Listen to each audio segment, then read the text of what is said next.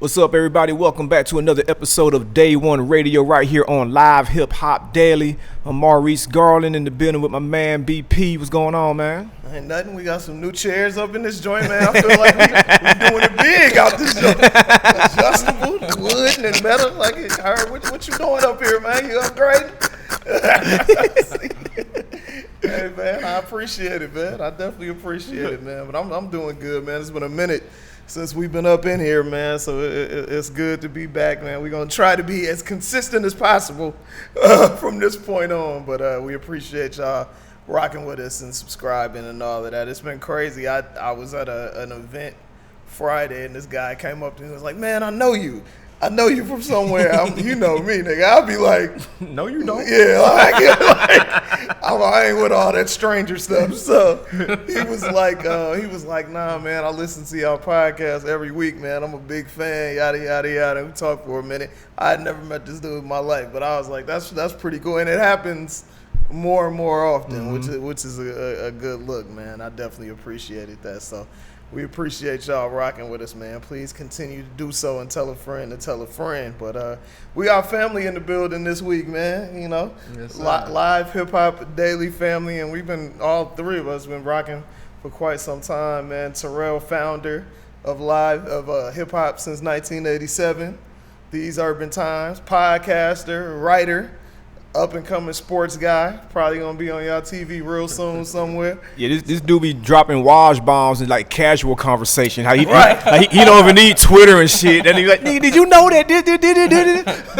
Right, real talk, man. So yeah, welcome to the show, bro. It's about time. I can't believe it. It took this long for us to make it happen, but I'm glad we finally made it happen. Perfect timing. God don't make mistakes. Yeah, you right about that, man. But yeah, I first knew you from, like I said, hip hop since 1987, man. So how were you always planning on doing more things or transitioning, you know, from just doing stuff with music to getting over into the sports thing too? Yeah, well, quite honestly, it's ironic. I actually was doing sports before hip hop. Really? Okay. Yeah. I was doing sports before hip hop. I was working with a nonprofit called the League of Young Voters, and it was funded via a couple things, Vibe magazine, Casimir magazine. I was writing about like political things and social awareness and stuff. But then like my main thing was sports, and honestly, like my homie Branden, he founded hip hop since 1987 in 2008, and we connected in 2011 via a mutual friend because he was kind of just focused on the Philadelphia area, just doing music. And I was going hard writing sports, and I had a network here, of course, being in Atlanta with music, and then being with the League of Young Voters. A lot of our sponsors and partners were cats like Snoop Dogg and Dream Hamilton, you know. So it was kind of dope to intertwine with them coming up in the hip hop world. Gotcha. No, you from Philly originally, though? Yeah. Okay. Yeah. So what is it like being I think I have an idea of what it's like being a sports fan in Philly, because y'all are a different kind of beast up there with that. But like, what is it like being a fan and then trying to actually do like the reporting? Because, you know, Philly has put out a lot of, you know, dope sports analysts, sports writers. You know, a lot of folks, you know, they may think it starts and ends with Stephen A., but, you know, the lineage goes deeper than that. You know what I'm saying? But what is it like being a fan and then trying to get into that world without being just like, nigga, I'm just about to come on here and rant about these damn Eagles. Man, sometimes, it's quite honestly, keep it funky, is overwhelming because even deeper than being a fan, like when I was coming up in Philly, I actually worked at the different arenas. I worked at Citizen Bank, I worked at Wells Fargo, I worked in concessions and different things. So I used to joke and kid around with my managers and different heads of Aramark and things like, you know, one day I'm gonna come back and I'm perform on the court and whatnot, talking about doing music and things. They're like, okay. And so the first time I actually ever went back to Philly and covered a game with the Sixers, I actually found my old boss and like, well, I'm here, I'm here, I'm on the court covering the game. It's overwhelming sometimes, but it you know, it's a great experience. So I don't take it for granted. At what point did you know you wanted to cover sports as either on air or writing or whatever? quite honestly, it's something that's always kind of been niched in me, like literally niched in me. Like my family is real big sports buff heads, to the point of like my mom is a big sports head, and she was the type when I was younger, like after I did school assignments and stuff, I had to kind of do sports research, and she would quiz me like literally after dinner. She would quiz me on how many touchdowns Randall Cunningham threw, you know, like So it was always like.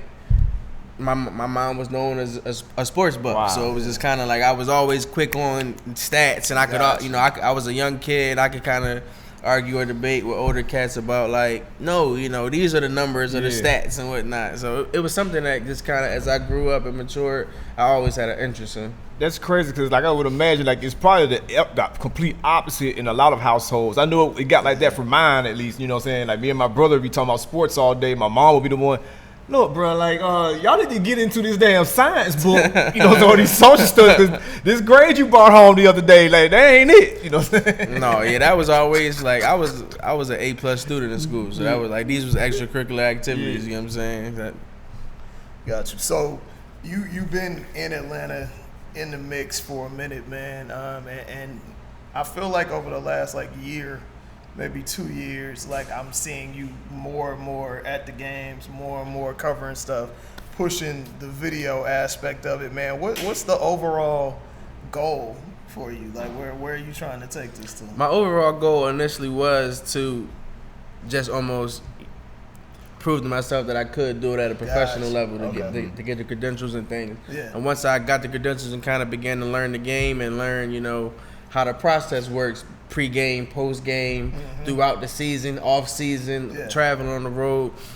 I want to eventually, I don't want to say something like I want to be my own ESPN, but I do want to be able to create a network where urban African-American writers and reporters can get into the sports industry, because the NBA has granted me a lot of blessings, and I made connections in the NBA that'll help me gain connections in the NFL, and you know, and can gain connections in the golf world. So I've also met a lot of younger cats that are very interested in being sports analysts, and not even so much being sports analysts, but doing things behind the scene, doing production and stuff like that. So that's been dope. So kind of like building my name and my brand enough to where I'm taken seriously enough in the sports realm. Because of course, you know, like there aren't many who look like us already. Like that's damn sure scarce. So like to continue to build and like to truly make a name in the sports realm, and then be able to open doors for other cats. Like, I want to throw a question out to both of y'all, because like both of y'all are more like well versed in sports writing than I am.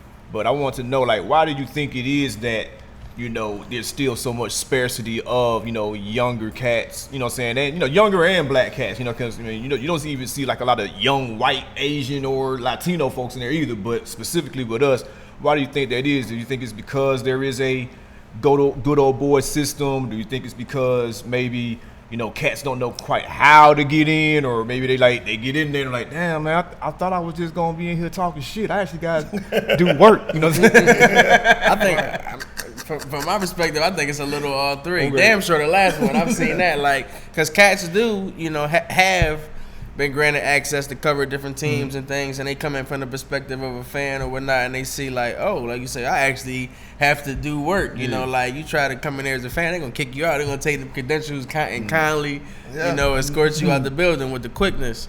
So that's always funny. I don't think, not even just, I say writer, because the more that I learn about the history of just African American writers, they have been around for a long time. I don't think athletes push the envelope enough. Like, I try to walk a thin line, quite honestly, because like, I didn't go to school for this. So a lot of the doors that have been open for me in the sports realm have been based on relationships. But from what I see, just quite personally, I see a lot of athletes, and they're younger athletes like us, you know, urban athletes, urban young men or urban young women like us.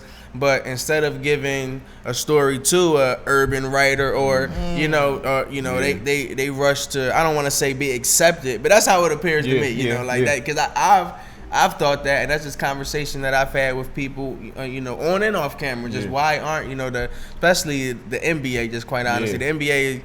Diversity is rare in these sports. Like, you know, it's a blacks and whites play sports, but they're predominantly dominated by African Americans, and you don't see. Like to me, it's like you would want your voice to be heard. You know, and I thought that. When AI was kind of changing the culture and things like that, of course, him and Stephen A. Smith started to form a sort of relationship, a bond. Of course, you know, I understand and I'm learning because I have a lot of relationships with athletes, and I'm learning like it's an on and off for that. You know, like if I'm writing a story or I'm doing a report, there's no hard feelings. If you scored 2 points tonight, you scored 2 points tonight. You know. So I understand they weren't the best of friends, but when you have someone that looks like you can relate to you telling your story, from my opinion, I think it goes further, and I just don't see a lot of that. It's funny you say that. I'd take it even deeper because you're talking about creating an outlet for not only for yourself but for cats coming up under you or your peers or whatever. And I was on 2 Live Studio show. I have written a lot for Shadow League, did some stuff with the Undefeated, and those things don't seem to last long because it really is a good old boy network when you get to the people that are making decisions. You know what I mean? Like, of course, you have people on the agent side, you have even people in the PA and all of that stuff, but a lot of times when you get up to the top realm, like I always say, yeah, we come up with these good ideas, everything is great, everybody loves it, and then when they get to the CEO or whoever that plays golf with Trump, it's like, nah, we ain't doing that. They coming for the longest. I was like, dang, so what's my man name? Keith Clint-Scales? I was like, so this is the only black dude on that level? Because it's like, oh, he's working at ESPN. Right. Oh, now he's working at this network. I was like, damn, he's the only one? And then a lot of times with that stuff, they don't have the proper funding, so then you do the work and you ain't getting paid, and it becomes a whole nother thing. That becomes an issue. That is an issue as well. Amen. So it's tough. But to answer your question earlier, I honestly think like it's a job that everybody wants. So cats ain't leaving these jobs. When you think about it, like the guy who was writing at the paper when you were in elementary school or junior high school, the paper might not be there no more, but he still has a job somewhere covering sports, or she has a job somewhere covering sports. So the entries are not a lot. And then beyond that, there is a barrier of entry. Like if you want to get into a game, if you want to talk to players, there is someone that you have to deal with and create a relationship with. And a lot of times cats don't know, or they don't take the time to figure out who these people are. Like I've been blessed to have, done stuff for Slam forever, done stuff with the NBA. So it's like, I know who to call. People will look out. If I need to holler at somebody at the Warriors, I hit Raymond. You know what I mean? Like I know who to talk to. But you don't just go to Barnes and Noble and the media guy that's sitting there. Like you got to know somebody, even get a media guy. You know what I mean? To let you know who's who. And then there's a million people in these organizations that do a million different things. So it's really like you kind of just it's relationships, and you got to do your homework. Yeah. At the end of the day, but they're definitely what you were saying though. That's real. Like one of my homies, who's still in the game, so I won't say his name, but he was interning years ago in Milwaukee and was trying to interview Sammy Sosa, and he was like, it felt like Sammy Sosa talked to anybody in the locker room in the clubhouse that didn't look nothing like him. You know what I mean? And it's weird. But then on the flip side, like you were saying, my first internship was with KGO in the sports department in San Francisco, and Barry Bonds, historically is not really friendly with the media. I've actually experienced that. I was like, damn. But Martin Wyatt, who was the head of the sports department, who's OG from Vallejo or whatever, that's his guy, and he's a brother. And Martin is a real dude, so he would talk to him. So I feel like sometimes with the younger guys, I don't really have an explanation, but with some of the veterans, it's like they have their guy, or they have their person, and that's who they talk to. You know what I mean? Unfortunately, a lot of times it's people that don't look nothing like them. Yeah. But they have, like you said, it's all about relationships at the end of the day. But sports is a different kind of business. Different kind of business. Yeah, and they are, especially the NBA, they get hands on. Where I've written stories, and somebody from the PA will hit me like, "Hey, we need to whatever." I'll be like, "Damn, y'all." That's real. They very just went up 10 minutes ago. Very hands on. Very Y'all done read hands-on. this shit already? Like, yeah, but it's a trip, man. But yeah, let's get into. We've been talking about the business of it, man. Let's get into the stuff that actually entertains people, man. Free agency, is this or is this not the craziest summer? I'm 42. This is the craziest summer I've seen in NBA as far as player movement in my life. Yeah, I agree. I would have to agree. I think it's the craziest summer by far that I've ever witnessed or read about. Yeah, it's up. I think the only summer I could compare it to was when everybody thought Cats was going to move and everybody stayed. When they were like, oh man, Kobe about to go to the Bulls and D-Wade might go up there too. But like everybody kind of stayed, you know what I'm saying? So that's the closest thing I could think. But like this time, like dominoes actually fell. You know what I'm saying? Yeah. It's amazing. Like I'm just like, dude, every day, like I've never found myself checking to it because the TV couldn't even keep up. You know what I mean? The only thing, the major media that I saw was keeping was NBA Radio on Sirius XM. They was on it. But man, TV couldn't keep up. Like you literally have to just go to whoever you follow on social media to see, okay, this is the story, this is what's going on. It's crazy. Who, as somebody who follows the game very closely, what teams do you think won free agency and what teams do you think lost? I would say, of course, we have a few obvious winners in free agency. Yeah. Brooklyn Nets with KD and Kyrie. The Los Angeles Clippers with Paul George and Kawhi. The Lakers being able to officially acquire AD and all that transpired and the domino effect of that.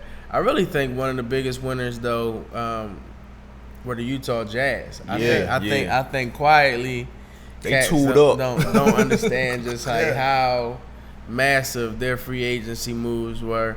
I like what Portland did. I think Portland quietly picking up Kent Bazemore, of course, here from Atlanta, picking up Hassan Whiteside. They already had some the pieces. They already had some young talent sitting back and brewing. We'll see what Gary Trent does eventually. Anthony Simmons. Utah just really, of course, acquiring Mike Conley. I thought was huge. They picked up Ed Davis. They picked up Bogdanovich. I think he's a sharpshooter and an underrated defender, I believe.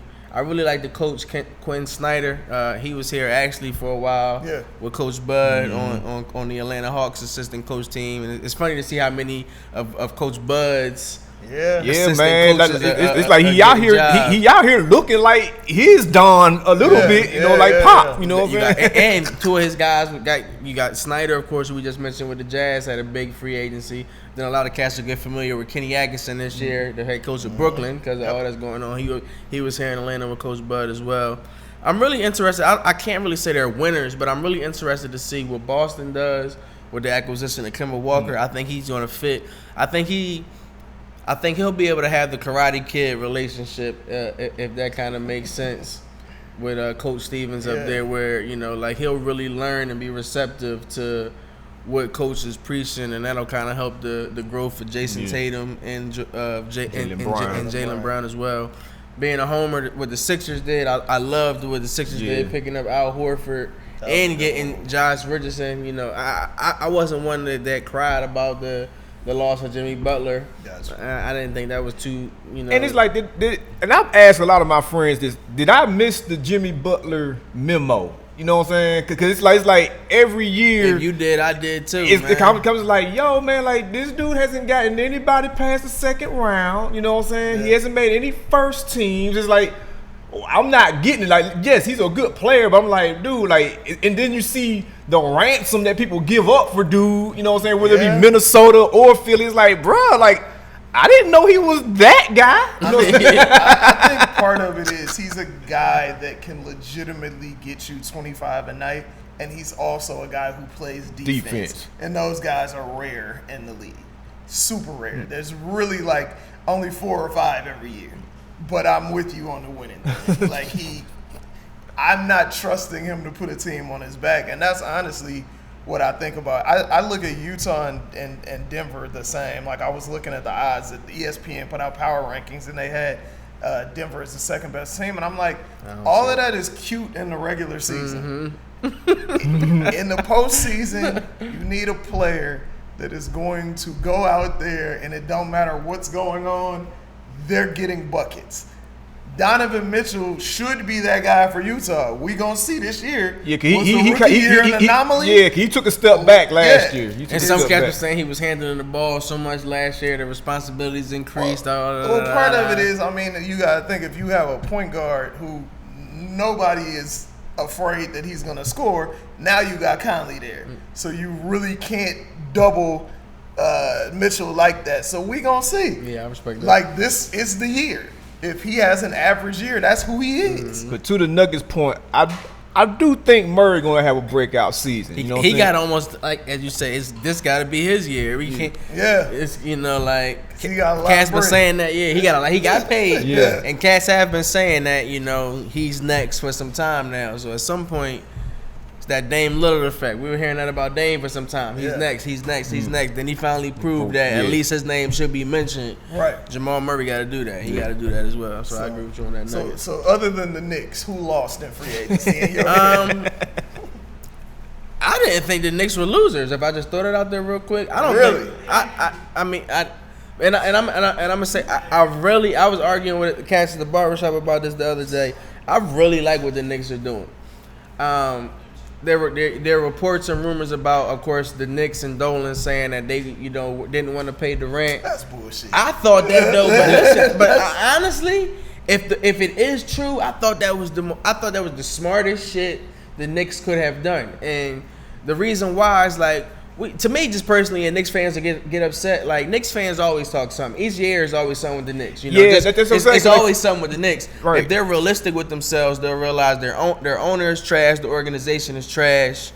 The whole hoopla Knicks of like, fans and realistic don't go together. To your point, it's like I don't think that they lost. Pessimistic. I don't think they lost either. It's just so many of them damn Knicks fans was running their mouth that it's like, oh man, y'all lost. It was like, I mean, I don't know how serious y'all was in the running. This is why I say they weren't. Lost. I don't think they were either. They said that one of either Katie or Kyrie wanted to go to the Knicks, the other one wanted to go to Brooklyn. That's what I've heard. I don't know how true that is.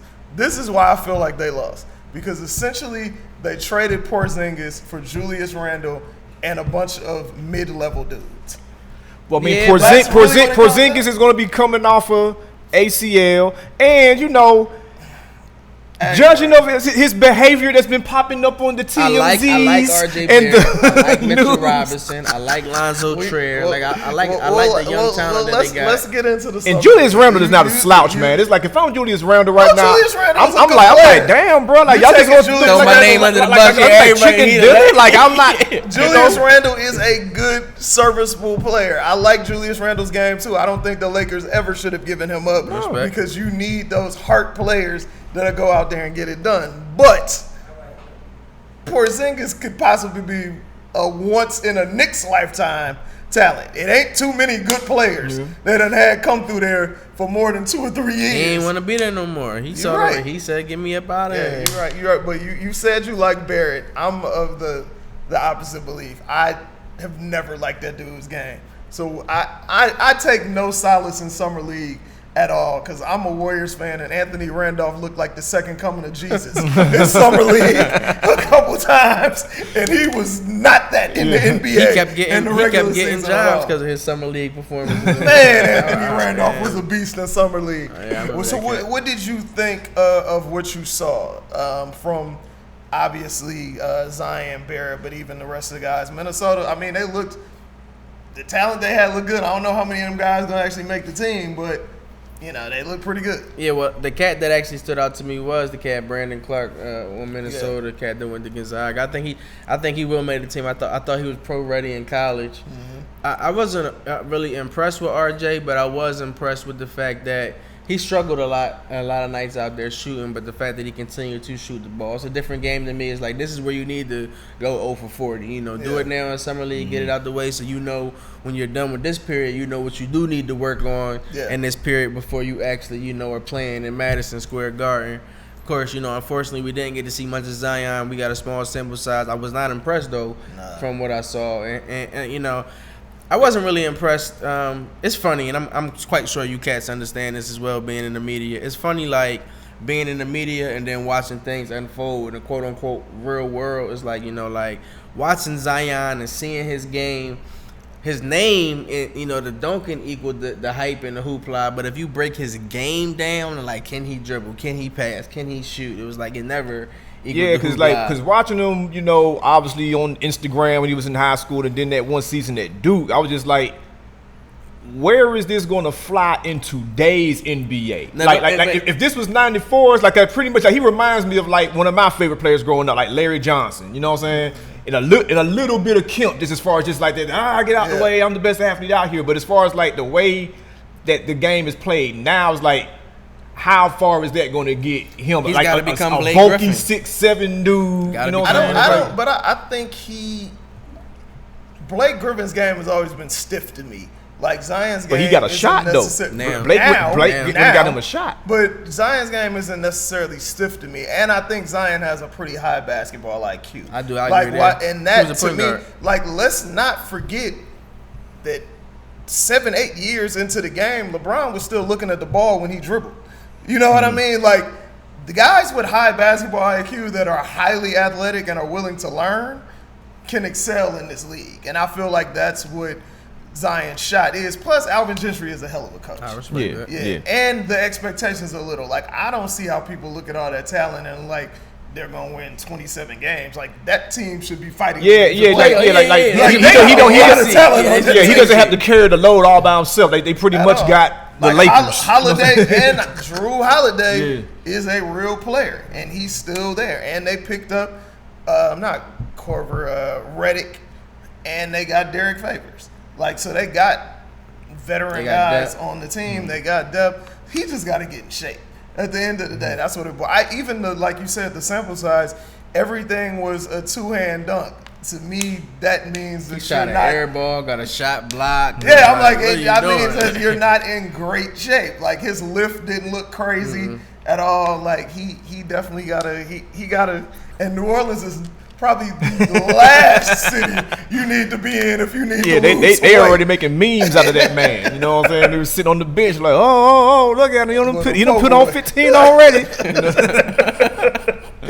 That's crazy. But yeah, man, I do what I did like about all the moves. It's the parody.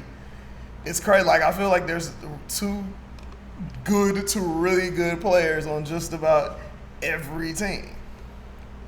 Well, I was thinking about, but at least I was thinking about that too, because everybody was like, it's more balanced, but it's like, I always kind of thought the NBA was already balanced. It's just what they choose to put on TV. You know what I'm saying? Because we always had good teams. I mean, hell, you can't tell me that out of the 16 teams that make the playoffs every year, that only 4 of them were actually good. It's like, but for years it was like, all right, we're going to show you whatever team LeBron is on and the Warriors. And we're going to show you the Mavericks. Those are the teams that made the finals every year. Because there's a difference between good and great.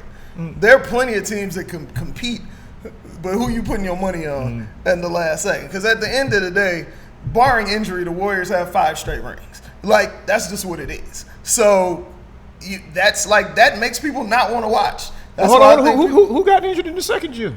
Andrew Bogut doesn't get hurt, they win ring. That's when LeBron wasn't going to the hole at all. And Andrew Bogut get hurt. Say that again. What was it, LeBron? I've been trying to tell that. LeBron wasn't going to the hole at all until Andrew Bogut got hurt, and that was that. LeBron took over, and he had 40 the next game. Yeah, Bogut get hurt, LeBron get 40. Yeah, no, but that is what you're supposed to do. He did his job. Yeah. Like, I always say, like, bro, I was talking to somebody about this the other day, and I don't know where I was, somewhere.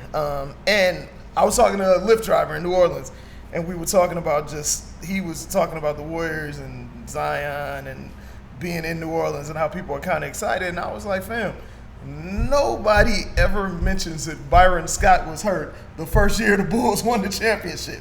Nobody cares, bro. They only remember who won. Like 10 years from now, 20 years from now, they may talk about this last Warriors team because that's never happened. You've never had that many great players go down with, like, for real season-ending injuries. I mean, they was cursed because Cats kept saying the only way this team would lose is barring injury. Like, who said? Why is that even a narrative? That's what folks kept saying. Barring injury, this team was going to right, lose. You understand that in football. Like, you don't really say that in hoop. You know what I mean? Why is that the storyline? Yeah, but I can see why people are like, they can't wait for the season to start because, like you said, the narrative is whatever team LeBron is on in the Warriors for the last 5 years. So now it's just something new.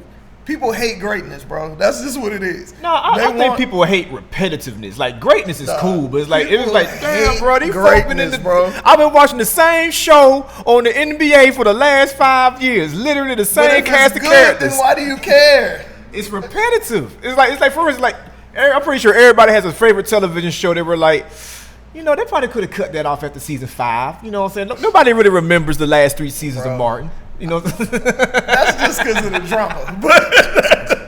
But yeah, I'm looking forward to seeing. I feel like this is the year to get NBA League Pass. Like, for real. Like, I want to see how the Clippers look. I don't think the Lakers are going to be that great, but I really want to see how they look. I don't trust Anthony Davis to be healthy. He's never been healthy, and we've never seen him play a game that matters as a professional. Like, there's a big difference between when you get tight, when that defense shrink up, there's a big difference. I want to see it. And Father Time is undefeated. Like, LeBron is not going to be the first player in professional sports history to be great for his entire career. Like, he's so yeah, I'm just like, there is going to be Jordan had it where he had to figure out how to play differently. Kobe had it where he had to figure out how to play differently.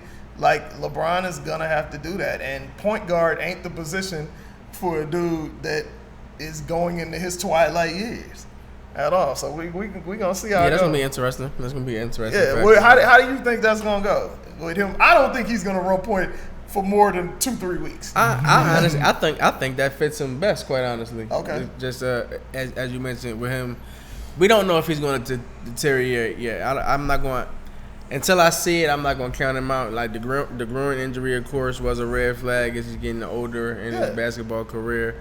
But I've counted LeBron out before, so I'm on the scale of, like, he's got to prove me wrong type time. So I'm not going to bet against him from that aspect. But I don't think that he's going to be as explosive as he was in the past. Right. And I think he's still going to be as smart as he, like, his basketball IQ, of course. Like, so why not run? Why not? Yeah, because you basically facilitate. Yeah, So I think when I heard them say that there was a possibility of him running a point, I'm like, oh shit, that might spice things up a little bit, because one is just the size difference in the lineup they can put out there, but then having his IQ and the matchup problems that would create for many point guards on any given night, I think that would be scary. I wouldn't mind seeing LeBron at the point right now. I'm just curious to see, like, how this works. I feel like we're looking at them playing the same type of basketball as they played last year, just with better talent. So and that type of ball we know doesn't work in this NBA. So I remember watching the Lakers play, like, the first week or two of the season last year, and I was like, everybody is just slashing, trying to get open, waiting for a pass to hit them, because can't nobody hit a jump shot. You know what I mean? Consistently. So they picked up a shooter or two, but I'm very curious to see how it's going to look. Who else are you looking forward to seeing this year as far as their chemistry and whatnot? Well, I mean, I threw them out there once already, but just the Sixers, they are going to throw out a new lineup now. I want to see Embiid, Horford. I don't know. I'm imagining they're going to go Embiid, Horford, Harris, Richardson, and Simmons. But I think for some time I thought J.J. Redick was the weak point. That's why you mentioned a minute ago. You like the Pelicans had Redick. I'm like, you gotta have somebody on the floor that can hit a jump shot. He can't play D, so I thought that was kind of like in the playoffs. I've seen him being a weakness out there. I like Josh Richardson. I think he's young and gritty. I think he's a two-way player. I think he gets it done on offense and defense. So I think the addition of Richardson and Horford is really going to bring a new look to the Sixers. Horford addition is key because I think this is the first time he's actually going to be playing power forward. Yeah, he's going to play the forward. He's always played center, even when he was here and in Boston. Because that means Embiid does not have to play against him in the playoffs. Mm-hmm. That's part of the pickup as well. Because he owned Embiid in the playoffs at the end of the day. What is your thoughts on this Marcus Morris, Rich Paul Clippers situation? I didn't see anything wrong with it. I for everybody that's not helped, what I'm saying, this just broke today, I think. Like, what exactly happened? So Marcus Morris, he had agreed to terms with the San Antonio Spurs on a deal, but he never signed the contract. The contract wasn't signed. The Knicks kind of offered a deal that him and his team felt was better, so he wanted to go along with that deal. So it was kind of like a verbal agreement, but no ink was ever signed type situation. And he decided to go with the New York Knicks. I mean, I'm not talking about that. I'm talking about the Clippers thing. You didn't hear about that? Oh, so apparently the Clippers offered Morris a 4-year, $40 million contract. Rich Paul never told him about it. So it looks like Bron is my guy. We need this to be a Lakers town. So I'm not going to say shit to make the Clippers better. I didn't know that portion, but yeah. I mean, that is shady. But so he fired him. He fired Rich Paul. As he should have. Yeah. But see, I mean, Mark my mans. I'm gonna try to get some insight. I don't want to say too much on that. I didn't get that information yet. Yeah. But to me, you know, like, as I was gonna say this about Clutch a moment ago. I like what Clutch is doing. I like the African Americans are, in position to really make moves in the sports business. However, from my opinion, I mean, it does seem like you sign a Clutch is some type of LeBron relationship. For sure. So I've always thought that, and I was talking trash. I mentioned the barbershop. I was talking trash to cats in the barbershop the other day about it really being the Clutch Lakers, because so many of the Lakers are Clutch agents. Yeah, because it was like the guard or Pope, you know what I'm saying? Like everybody. So many. It was like that in Cleveland as well. And I mean, if that is true, like that, and I don't know how you find how you get a lawsuit involved or something, like, because there's got to be some type of way. If that deal was the best deal for me as your client, you know, you don't tell me about it, like, that's some shit. But it is like, hey, like, this is LeBron's best friend. Like, I would never just me. Cash talk trash about rappers signing to other rappers. You know what I'm saying? Like, to me, this is a similar situation. Like, LeBron, it's not LeBron. LeBron ain't Rich Paul, but we know who's funding the operation. We know, like, he said he ain't got they said he hasn't got a dime from LeBron, and I forgot it was a lot of years. And I'm just like, even still, you really think when LeBron leave the league that he is not on the board of Clutch? Like, come on, bro. Like, that's just what it is. Yeah, that's shady. I didn't get that information yet. So we're in Atlanta, so obviously, LP is the homie or whatnot. So how do you feel about the moves that the Hawks have made and them being a young up and coming team? Now, that's what's hard. I will say, you asked a moment ago about the line about being a fan versus being a reporter. When it comes to the Hawks, of course, like you mentioned, I'm from Philly. I wasn't raised here in Atlanta, but the Hawks gave me an opportunity. Like, I sent them a lot of my material in the hip hop world. I had relationships with athletes already, so I had that material and content as well. But when I sent it to the Hawks, they just were receptive to give me a chance. So it is always just when I go in there, I am, like, it's still kind of But I from a basketball perspective, I really love everything that the Hawks are doing. I was upset when they let go of Coach Bud, but I understood it's a new regime. It was just sometimes in life it's best to part ways, and I understood that from a business perspective. With them bringing in Coach Pierce, I'm gonna call it what it is. I love the fact that he's an African American head coach and an African American head coach here in Atlanta. Yeah, and just what all that symbolizes. I love the fact. Of course, the Hawks are going in a younger direction, so he's a younger gentleman. So he can relate to the guys. He can relate to the fans. I really like that as well. I think it's time. I know Hawks majority owner Tony Ressler, he is big on bringing a championship to Atlanta. It's well known and documented that outside of 285, a lot of America doesn't take Atlanta serious in the sport realm, and he really wants to. We see everything that Arthur Blank is doing, of course, with the United. He keeps trying to get the Falcons over the hump, and Tony Ressler wants to do the same with the Hawks. So I love that. I love the championship mentality they're trying to build. I love the fact that he's put his money where his mouth is as far as a new arena and new facilities at Emory for the Hawks and things like that.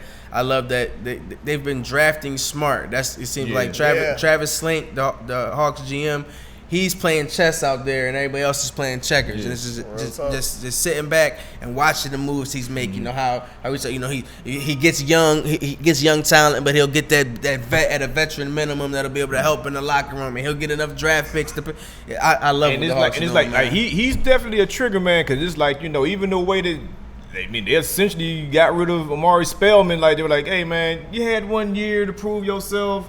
You got to figure out these issues somewhere else, bro, because we are going we going forward. That's real. That's real. We gave you a year. Yeah. We told you what you had. They were very, they let that man know what he needed to do several times. He couldn't get it done, and they still shipped him to a wonderful situation. They put him, it wasn't like in the NFL, the running joke is you ask for a trade, you go to Buffalo. Like, they ain't doing him like that. So that was dope. But yeah, I obviously, I'm a lifelong Hawks fan. It's like, granted, we won 29 games last year, but like that was probably the most excited I've actually seen people for the team since the Joe Johnson playoff teams. You know what I'm saying? The bulk of those wins came after the All-Star. Right. They figured it out. Better teams after the All-Star break. So they got a lot of quality wins too. You know what I'm saying? Yeah. So like, I think next year they got to get over that young hump of like, win the games you are supposed to win. You know what I'm saying? You're supposed to beat the Knicks. You're supposed to beat, what I'm saying? The thing. They lose by 40 to the Knicks and go beat the Lakers. And right. We'd be like, I feel like they have in Collins and Young 2 really good pieces to build around. And as long as they build around those guys, they'll be just fine. I feel like they did that in the draft. I feel like they got complimentary players for those guys in the draft for sure. You talked about a lot of the relationships and whatnot, man. What is either your favorite athlete to interview or the best interview you've had? Shoot. Favorite athlete to interview? Probably is LeBron, because of the the hoopla and the spectacle that comes along with it. Yeah. I mean, we've seen each other in them rooms on several occasions. You see people you ain't never seen before. Yeah, it's like Easter Sunday. How it's like, they say people come out of the woodwork for church. You be like, damn, you cover this? Or you Right. And I've enjoyed with LeBron that for the most point, the questions that I ask him a lot of times aren't basketball related. Right. It may be about his school or about music, but the fact that from what I've seen, like he gives a proper response to everyone, or to so he'll give me the same attention that he would give a Dan Rathers or So I appreciate it and have always did that. And to his point, into athletes like him, well, more so from like our perspective, it's like you can always kind of tell that a lot of athletes are actually happy to see cats like us and happy to answer the questions that we're asking them, because it's like, granted, you just got off the court, so of course the stats already here. So like, you don't want somebody to criticize, oh man, so in the third quarter you did this. Like, bro, nigga, I was in the game. It just ended 5 minutes ago. You know what I'm saying? So it's like when cats are just asking them like about some life shit or just something else off this off the topic, it's like, oh, okay, cool. I can decompress a little bit, even though we did win. Yes, I will talk about my 2K rating or some shit with you. You know what I'm saying? Yeah. I gotta say, my favorite interviews are always Lou Williams. We just always we have a good. That's my homie outside of basketball, so that's kind of the cheat code. I ain't want to throw like AEBL MVP. It's a 60-point assassin. Right. For sure. Who's on your interview bucket list? Like 2-3 names. Oh man, not in the sporting world for sure. Period. Either way. For sure, Jay-Z. Okay. Like for sure, Jay-Z. I would love to interview Barack Obama. Okay. Because of just like the life he lives as a family man. I respect that as a father. I might not ever even ask him about his presidency, and being the president of the United States, but just his love for sports. We talk about that, and like being a man with that power, and still running up, being the head of a family, or talk to him about things like that. Like running the country and still filling out a bracket. Yeah, it probably would be Jay-Z, Barack, and Will Smith. Okay. And Will Smith. All right. So final joint, I want you to give me who's your rookie of the year this year? Ooh, that's a great one too. I'm gonna go with an unlikely candidate. I'm gonna go RJ Barrett. I'm gonna go RJ. He's gonna get the most touches for sure. And that's why I think RJ. He's gonna be under the big bright lights in New York City. I think that certain cats that I don't think like Zion one, like he's not gonna have the ball a lot. His team is already kind of good. Out here, Cam Reddish, I really like what the Hawks did with him, but he won't be a starter. They're gonna kind of groom him along. I will kind of also though throw a sleeper in there for DeAndre Hunter for DeAndre Hunter who the Hawks drafted. I think he's gonna be an instant starter, and the impact that he's gonna have on defense if he can do anything slightly on the offensive side of the ball. I'll throw his name in the hat, but I'm gonna go with RJ just because of the uses that he'll have out there on the court. And then sleeper, I would say DeAndre Hunter here with the Hawks. And I'm sure the NBA would love to have a Rookie of the Year in New York City. Of course. I was telling Kat, I won't be surprised. I wouldn't be surprised if Christmas Day we don't get Knicks Pelicans. Game in New York. Yeah, we're gonna have 5 games, so that should be. That'll be like the first one. 12 o'clock. Yeah, why at the not? 12 o'clock. Why not? MVP. MVP next year, I'm a kind of go with a sleeper once again. Well, I won't even say this cat is a sleeper. No, I'm not gonna go with Brian. We got the EP8 telling me to go with Brian. I'm gonna go with Steph Curry. I'm gonna give him another MVP. Yeah. And I think he's kind of already I see going with this motto rather of being the underdog. This underdog season because cats are overlooking him motivation, and saying what he can't do. So I'm gonna go with Steph Curry. And if I just had to pick a sleeper, I'm gonna throw Embiid in there. Okay. Yeah. And Embiid might lose just because they might say that how Cats used to say about Brian, he had too much talent around him. Right. I will say this: I wouldn't be. I was just talking to my cousin Calvin about this. I wouldn't be surprised if Steph flirted with 35 a game this year. And also, come April, I don't care what seed they are. Nobody wants to play a Warriors team with a chip on their shoulder. A healthy Klay Thompson. Nobody wants that. And Draymond in a contract year. We seen what he did the last time he was in a contract year. I dig that. Who's in the finals this year and who wins? I'm going to go with the 76ers. Of course you are. I don't see nobody beating them in the East though. That's quite honestly like I grew up a Laker fan, as you know. Like the Sixers, the hometown team, of course, but it's not a homer thing. I really don't see. It was a lucky bounce that Kawhi hit in Game 7 that got them in it, and got them past Philly. I think they have that chip on their shoulder. I think Ben Simmons will come back improved. I think Embiid will come back improved, and I don't see.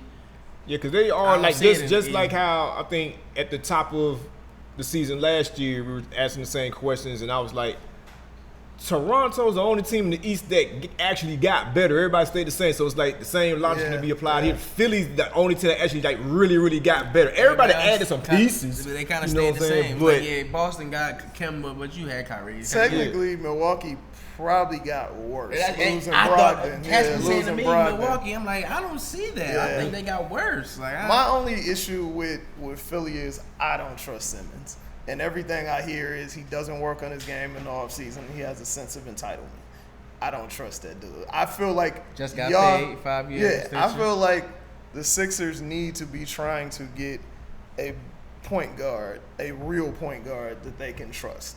Whether it's just a mid-level type player, whatever, but they need some. I do not trust that dude, especially in the finals. Point guard. I do think he needs a jump shot for sure, but I think he has a great basketball mind. But like you said about R.J. Barrett, it ain't the fact that he can't shoot.